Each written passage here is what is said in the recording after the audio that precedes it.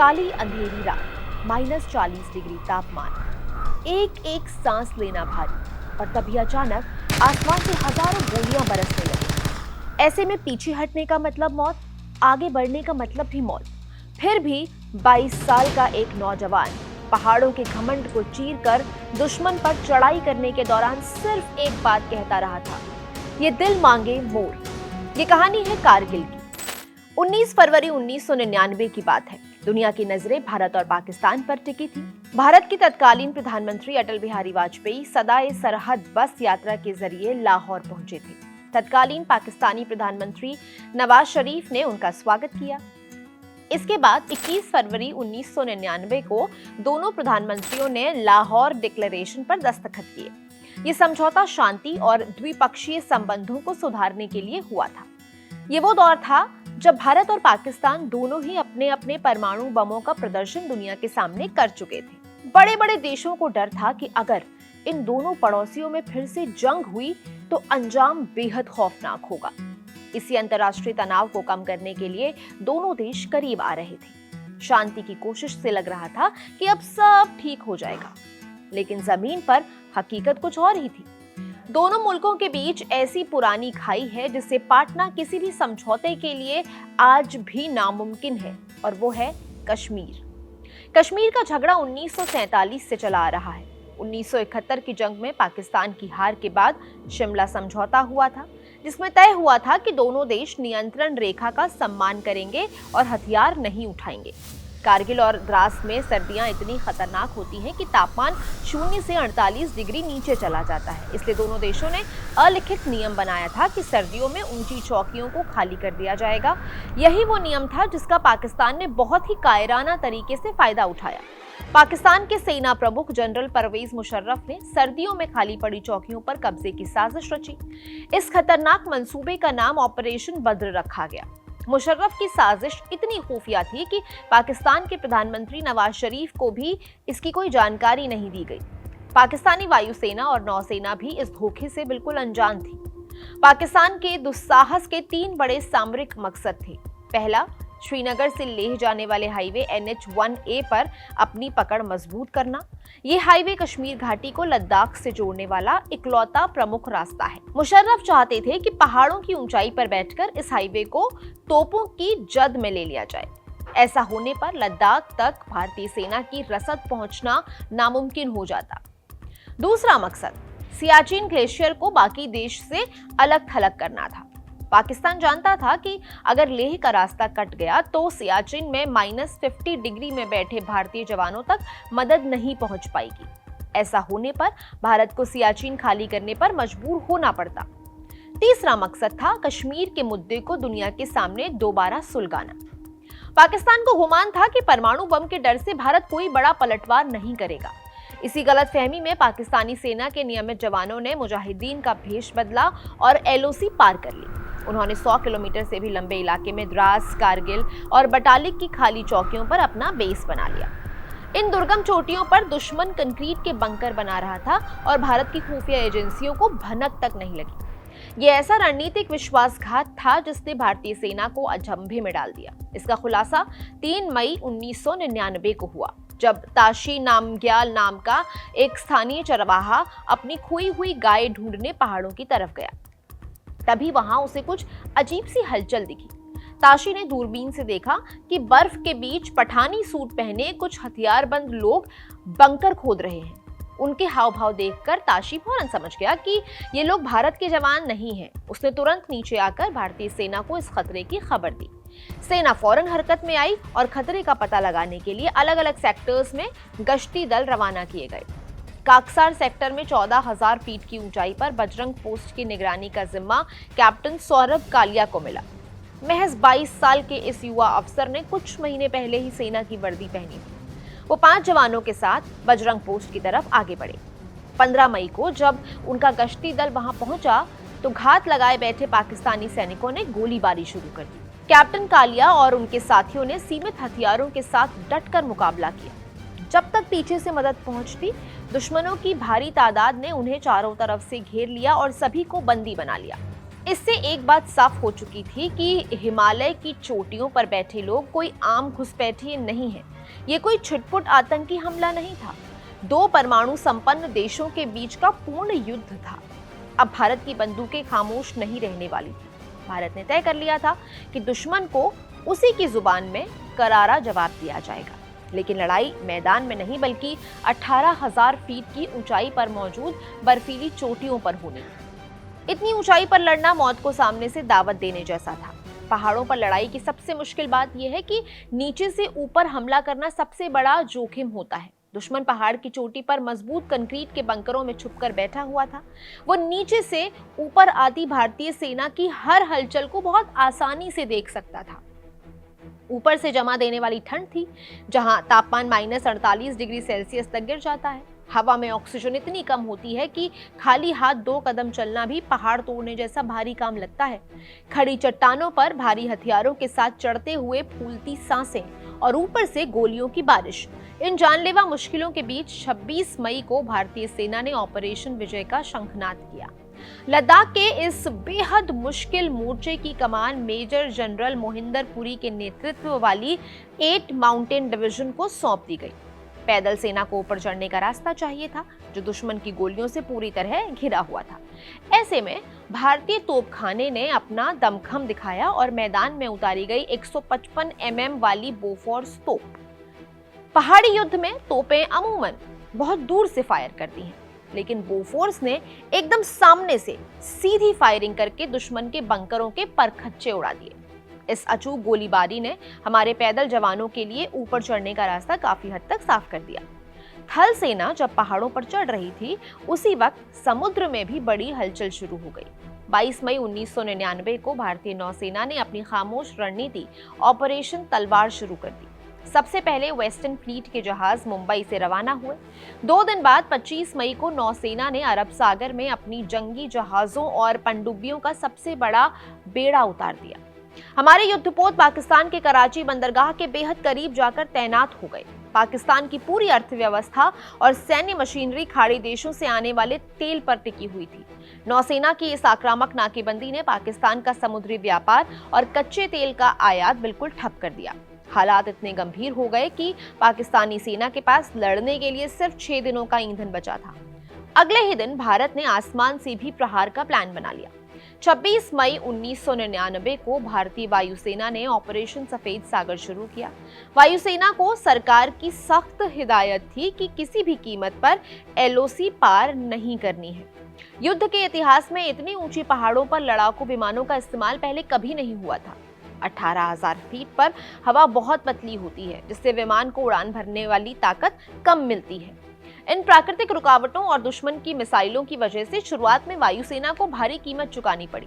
27 मई को flight lieutenant के नचिकेता का MiG-27 विमान क्रैश हो गया और उन्हें युद्धबंदी बना लिया गया।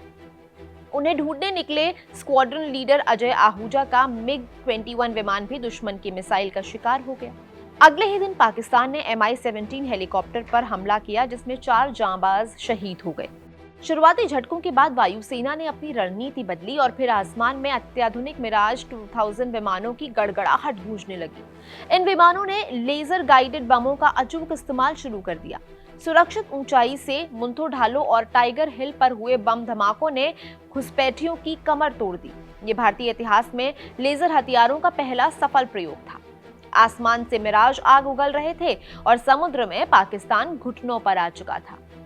पर असली फैसला तो उन बर्फीली चट्टानों पर होना था, जहां भारतीय सेना के जांबाज रेंगते हुए आगे बढ़ रहे। द्रास सेक्टर में मौजूद तोलोलिंग पहाड़ी भारत के लिए जिंदगी और मौत का सवाल बन चुकी थी। अगर तोलोलिंग को खाली नहीं कराया जाता तो सियाचिन में बैठे हमारे जवानों तक रसद पहुंचना बंद हो जाता।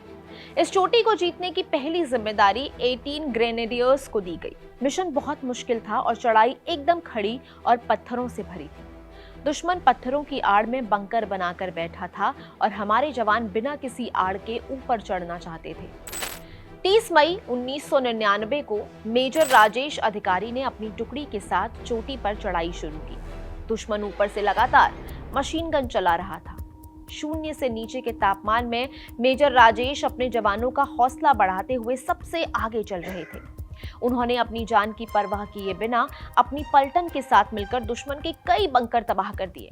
आमने सामने की इस खुली लड़ाई में वो वीर गति को प्राप्त हुए। उनके इस बेमिसाल शौर्य के लिए मरणोपरांत महावीर चक्र से उन्हें नवाजा गया।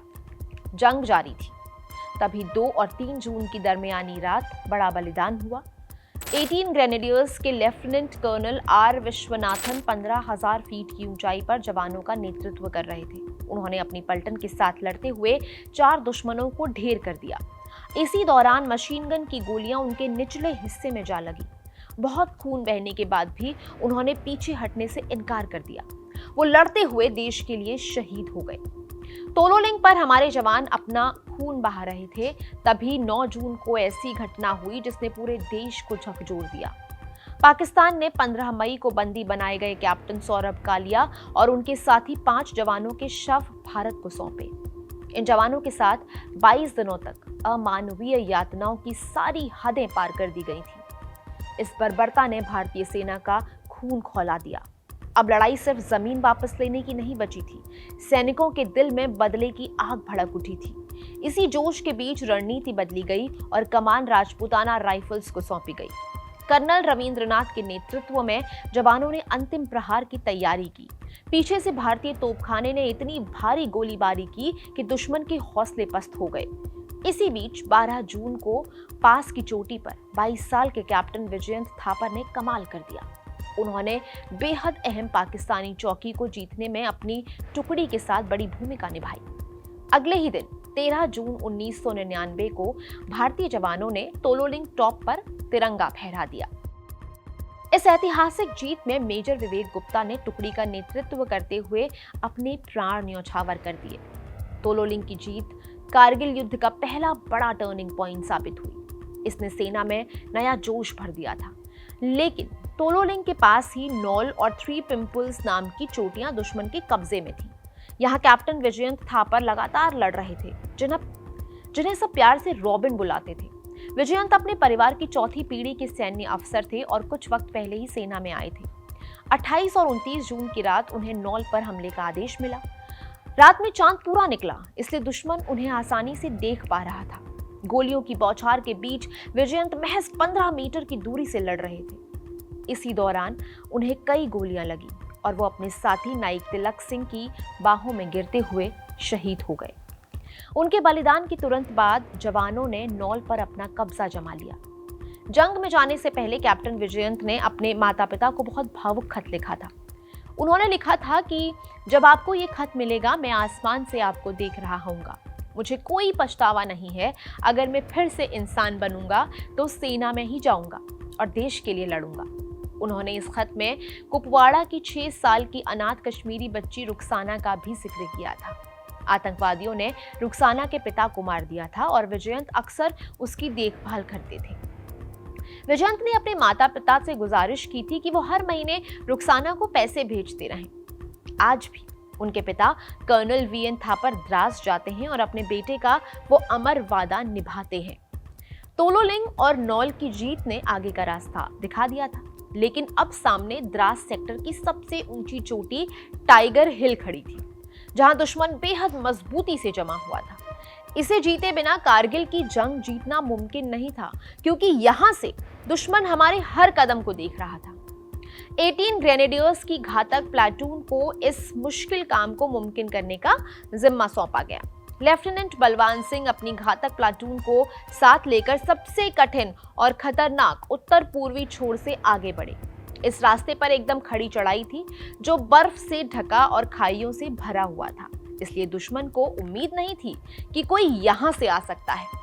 पर 3 जुलाई को शाम 5:15 बजे प्लाटून ने पहाड़ पर चढ़ाई शुरू कर दी। 19 साल के नौजवान ग्रेनेडियर योगेंद्र सिंह यादव ने चट्टान पर रस्सियां बांधने का काम शुरू किया, जिसके सहारे जवान ऊपर चढ़ने लगे। तभी दुश्मन की नजर उन पर पड़ गई। ऊपर से रॉकेट और मशीन गन से गोलीबारी शुरू हो गई, जिसमें योगेंद्र यादव को 15 से ज्यादा गोलियां लगी। ऐसे दर्द में इंसान खड़े होने की स्थिति में भी नहीं रहता, लेकिन उस जवान ने हार नहीं मानी। वो मौत को चकमा देते हुए रेंग कर पहले बंकर तक पहुंचे। लहूलुहान हालत में उन्होंने बंकर के अंदर ग्रेनेड फेंका और उसे तबाह कर दिया। इस अलौकिक शौर्य के लिए उन्हें सबसे कम उम्र में भारत का सर्वोच्च सैन्य सम्मान परमवीर चक्र मिला। चढ़ाई के दौरान लेफ्टिनेंट बलवान सिंह भी गंभीर रूप से घायल हो गए थे, लेकिन उन्होंने पीछे हटने से मना कर दिया।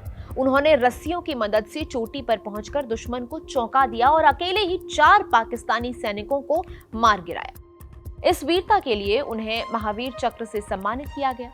द्रास के साथ साथ बटालिक के खालूबार रिज में भी जंग जारी थी, जिसको दुश्मनों से आजाद कराने का जिम्मा 1/11 गोरखा राइफल्स के पास था।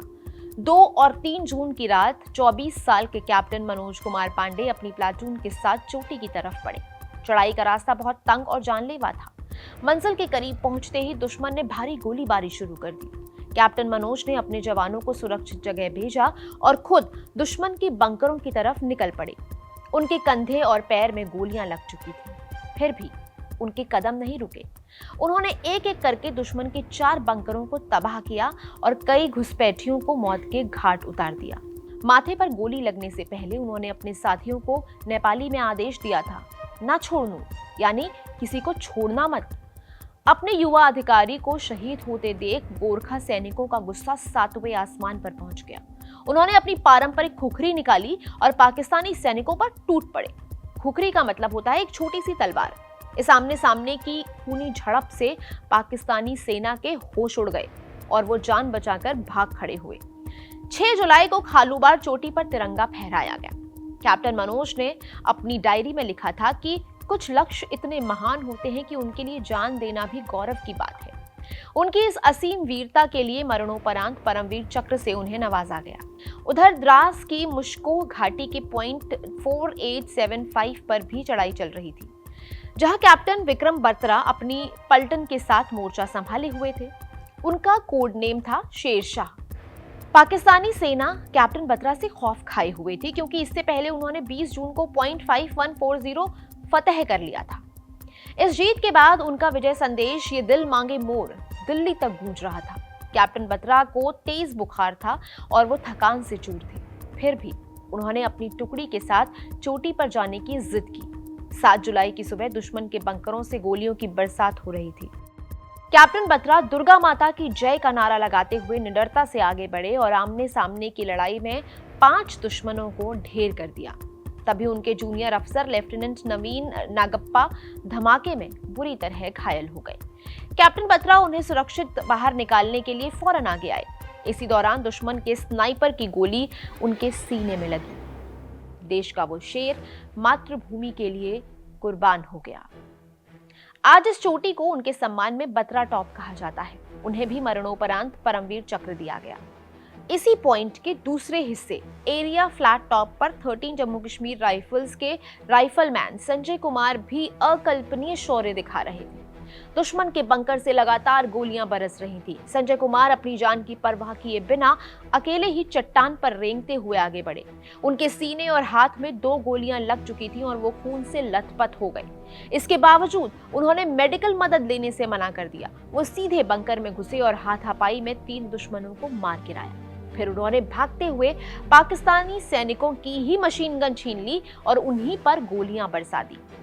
ये वो पल थे जब भारतीय सैनिकों का हौसला इंसानी हदों को पार कर चुका था। वहीं दूसरी तरफ 7 जुलाई को ही 17 जाट रेजिमेंट के 23 साल के कैप्टन अनुज नैयर पिंपल 2 चोटी पर लड़ रहे थे। अपनी जान की बाजी लगाते हुए उन्होंने बिना थके दुश्मनों के 3 बंकर तबाह कर दिए और 9 पाकिस्तानी सैनिकों को मार गिराया। जब वो चौथे बंकर को तबाह करने के लिए आगे बढ़ रहे थे, तभी दुश्मन का गोला सीधे उन पर आ गिरा। कैप्टन अनुज ने देश के लिए अपनी जान कुर्बान कर दी और उन्हें मरणोपरांत महावीर चक्र मिला। इन रणबांकुरों की शहादत और अदम्य साहस ने युद्ध का रुख पलट दिया था। टाइगर हिल, बटालिक और बत्रा टॉप पर तिरंगा लहरा चुका था। पाकिस्तान की डिफेंस लाइन पूरी तरह टूट चुकी थी। युद्ध के मैदान के साथ साथ पाकिस्तान कूटनीतिक मंच पर भी हार चुका था। भारत ने जंग के पहले दिन से ही बहुत संयम बरता था। लगातार उकसावे के बाद भी भारतीय विमानों ने एलओसी पार नहीं की। इस परिपक्व फैसले ने दुनिया भर में भारत का कद बहुत ऊंचा कर दिया। अमेरिका के तत्कालीन राष्ट्रपति बिल क्लिंटन ने खुलकर भारत का साथ दिया। अपनी हरकतों की वजह से पाकिस्तान दुनिया में बिल्कुल अलग थलग पड़ गया। लगातार हो रही हार से घबराकर पाकिस्तानी प्रधानमंत्री नवाज शरीफ मदद मांगने अमेरिका पहुंच गए। 4 जुलाई 1999 को वॉशिंगटन में बिल क्लिंटन और नवाज शरीफ की आपातकालीन बैठक हुई। क्लिंटन ने बेहद सख्त लहजे में पाकिस्तान को बिना शर्त अपनी सेना पीछे हटाने का आदेश दिया। अंतर्राष्ट्रीय दबाव और भारतीय सेना के विनाशकारी प्रहार के आगे पाकिस्तान को आखिरकार झुकना पड़ा। 11 जुलाई 1999 से पाकिस्तानी सैनिकों ने पीछे हटना शुरू कर दिया। 14 जुलाई को अटल बिहारी वाजपेयी ने ऑपरेशन विजय की कामयाबी का ऐलान किया। 26 जुलाई 1999 को आखिरी पाकिस्तानी घुसपैठिए को खदेड़ने के साथ भारत ने अपनी आधिकारिक जीत की घोषणा कर दी। लेकिन ये जीत बिल्कुल आसान नहीं थी। इसकी बहुत बड़ी कीमत चुकाई गई थी। इस युद्ध में भारत ने अपने 527 वीर सपूतों को खोया और 1363 जवान घायल हुए। ये भारत का पहला ऐसा युद्ध था जिसे टीवी कैमरों ने कवर किया था। रणभूमि की तस्वीरें और शहादत की कहानियां सीधे लोगों के घरों तक पहुंची। कैप्टन विक्रम बत्रा का नारा और कैप्टन विजयन थापर का खत देश भर के युवाओं की धड़कन बन गया था। कारगिल युद्ध ने भारत की सुरक्षा और सैन्य नीतियों को हमेशा के लिए बदल दिया। युद्ध के तुरंत बाद के आईएएस अधिकारी के सुब्रमण्यम की अगुवाई में कारगिल रिव्यू कमेटी बनाई गई, जिसकी सिफारिशों ने भारत के खुफिया तंत्र को नया रूप दिया। सरहदों की निगरानी के लिए ड्रोन और सैटेलाइट तकनीक बढ़ाई गई। तीनों सेनाओं में बेहतर तालमेल के लिए सीडीएस यानी कि चीफ ऑफ डिफेंस का ऐतिहासिक पद भी इसी युद्ध की देन है।